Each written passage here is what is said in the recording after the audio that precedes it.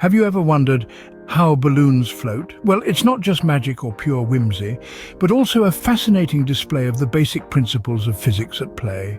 You see, the secret lies in understanding the concept of buoyancy.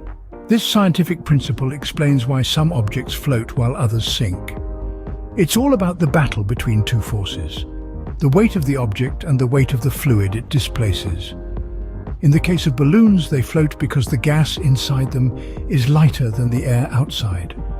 The lighter the gas, the higher the balloon can float. So, whether it's a helium-filled balloon soaring high on a sunny day, or a hot air balloon gracefully floating across the sky at dawn, it's the type of gas inside that's the real game changer. So it seems there's a bit more to these colourful wonders than meets the eye, doesn't it? Why does the type of gas matter in a balloon, you may ask? Well, it's all about the density. Different gases like helium, hydrogen and air each have different densities. Let's delve into the details. Air, the gas we're most familiar with, has a certain density.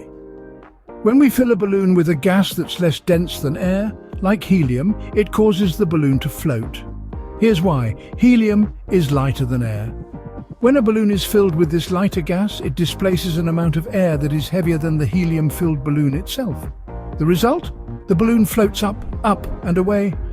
Now you might be thinking, what about hydrogen? Isn't it lighter than helium? You're absolutely right. Hydrogen is indeed lighter than helium. However, it's not commonly used in balloons due to its flammability. Imagine that, the gas inside a balloon is the real hero of our floating spectacle. So, how do balloons float in a nutshell? It's all about the powerful principle of buoyancy and the crucial role of gas density. When we talk about buoyancy, we're referring to the force that allows objects to float in fluid. This phenomenon is what helps our balloons rise in the air. Now let's dive into the concept of gas density. The gas inside a balloon determines its ability to float. The lighter the gas, the better the balloon can defy gravity. It's like a feather dancing in the wind. When we fill balloons with gases like helium, which is lighter than air, the magic happens. The balloon becomes lighter than the air around it, causing it to float upwards, painting a smile on our faces. So it's not just magic, but a delightful dance of science that makes our balloons float. And there you have it, the simple yet fascinating science behind floating balloons. Who knew something so fun could be so educational?